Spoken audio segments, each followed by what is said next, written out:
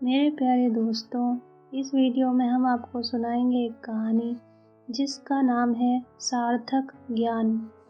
प्राचीन काल की घटना है कि एक बार एक राजा किसी पंडित पर कुपित हो गया और उस विषय में अपने कर्मचारियों को आदेश देते हुए कहा, इस व्यक्ति की समस्त संपत्ति नीलाम करवा दी जाए और उससे जो आय हो उसे राजकोष में जमा कर दिया जाए।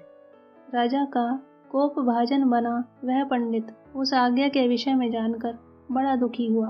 उसका चित्त विचलित हो गया। नगर में उसने घोषणा के विषय में सुना था। किसी प्रकार घर आ गया और आकर अपनी पत्नी से बोला, प्रिय, कल राजा हमारी सारी संपत्ति नीलाम करवा देगा। राजा के इस आदेश के विषय में मैं अभी बाजार में सुनकर आ रहा हूँ। अब हम क्या करेंगे? पत्नी बोली, इसमें घबराने की क्या बात है? यह तुम क्या कह रही हो? यह घबराने की नहीं तो फिर क्या प्रसन्न होने की बात है? हमारी संपत्ति नीलाम हो जाएगी तो फिर हम क्या करेंगे? पंडिताइन यद्यपि पंडित जी की भांति पोथी पत्रा कुछ नहीं जानती थी और न उसको साधारण पुस्तकीय ज्ञान ही था, किंतु वह धैर्यवती और विवेकशीला थी।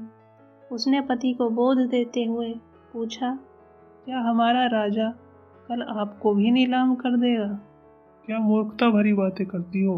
राजा हमारी संपत्ति नीलाम करवाएगा। हमें क्यों नीलाम करवाएगा? हम क्या संपत्ति हैं? मुझे और बच्चों को भी नीलाम नहीं करवाएगा ना? पत्नी ने पूछा। नहीं, यह सब नहीं होगा। और हमारे जो अनुभव हैं, ज्ञान है, हमें जो सद्गुण है और पुरुषार्थ करने की भावना है, उनको तो नीलाम नहीं करवाएगा ना?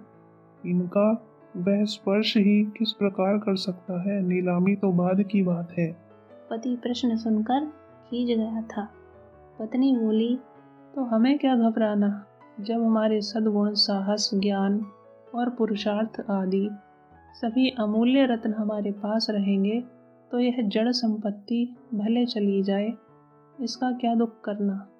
पत्नी की बातें सुनकर पति की आंखें खुल गई।